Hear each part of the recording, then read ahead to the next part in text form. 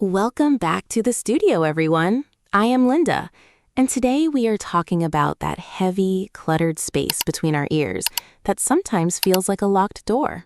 And I am Sun. And man, Linda, my door is not just locked. Sometimes it is barricaded with furniture, old boxes, and a sign that says under construction forever. That is such a relatable image. We are diving into a topic that I think hits home for every creative, every professional, and honestly, every human. The art of stopping the thinking and starting the talking. It is a trap, right? We call it preparation or deliberation. But most of the time, let's be real, it is just plain old fear masquerading as a high standard. Exactly. We wait for the perfect sentence to form. We wait for the moment where we feel qualified to speak. And in that silence, the opportunity just drifts away. Frustrated sigh. I do this all the time in meetings. I have this brilliant spark, this little flicker of an idea, and then my internal editor starts redlining it before I even open my mouth. Curiously, what does that internal editor say to you, son? What are the specific words that stop the flow? It says, "Is that too simple? Will they think you haven't done the research? Wait for Linda to speak first. She always sounds more polished." It is exhausting. Oh, son, if you only knew. My internal editor is just as mean. It tells me I have to be the anchor, so if I say something messy, the whole ship sinks. Really? You? You always seem so composed, like every word was pre-selected by a panel of experts. That is the illusion of the thinker. But lately, I've been practicing something different. I call it the messy first draft of speech, just letting the raw, unfiltered thought hit the air. The messy first draft. I love that. Because when we talk, the idea actually becomes real, doesn't it? It stops being a ghost in our head and becomes a thing we can actually work with. Yes, there's magic in the vibration of the voice. When you speak, you involve your whole body. You hear yourself. You see the reaction of the person across from you. It becomes a collaborative dance rather than a solo struggle. It's like how a sketch artist works.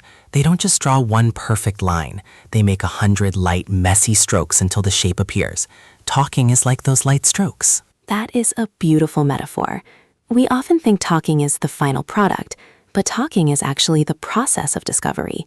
We don't talk because we have the answer. We talk to find the answer. Okay, so let's get practical for our listeners. How do we actually break the habit? How do we jump off the cliff when our brain is screaming, "Stay on the ledge"?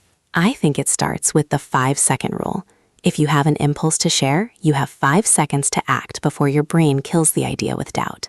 5, 4, 3, 2, 1, just speak. I tried that this morning at the coffee shop. I wanted to compliment the barista's playlist, and I started overthinking if it was weird. I counted down and just said, "This music is fantastic." And what happened? He beamed. He told me it was a custom mix he made for his grandmother's birthday. We had this whole 3-minute connection that never would have happened if I stayed in my head. See? That is the power. You moved from a state of isolation to a state of connection. And that is really what Start Talking is all about. It's an invitation to the world. But what about the fear of being wrong? That's the big one. The fear that if I talk without thinking, I will say something stupid. We have to give ourselves permission to be unfine, to be imperfect. In a professional setting, saying, "I'm just processing this out loud," is a superpower. It signals vulnerability and invites others to help you shape the thought. Thoughtful pause.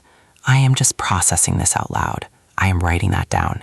That feels like a safety net. It tells people, hey, this isn't the finished statue. It's just the clay. Exactly. And people love clay. They love getting their hands dirty with you. When you are too polished, people feel like they can't contribute. When you are talking through it, you create space for them. Inspired. You know, I realized that my best ideas never came from a quiet room by myself. They came from a messy, loud, interrupted conversation where we were all just blurting things out. The blurt is underrated, son, truly. It's the rawest form of our intuition. It's our heart speaking before our ego can put a filter on it.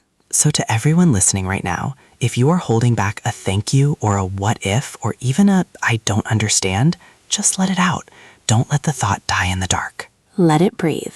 Give it a voice. Even if it's shaky, even if it's not poetic. Your voice is a gift, and we can't receive it if you keep the box wrapped tight. That was deep, Linda. I'm actually feeling a bit emotional thinking about all the things I didn't say because I wanted them to be perfect. We've all been there. But today is a new day. A day for less thinking and more talking. Let's make some noise. I'm ready. I'm gonna go talk to a stranger on the way home. Or maybe just talk to my plants and tell them they're doing a great job. Start where you can. Thank you for joining us in the booth today. Go out there, trust your voice, and just start. See you next time, everyone. Keep talking.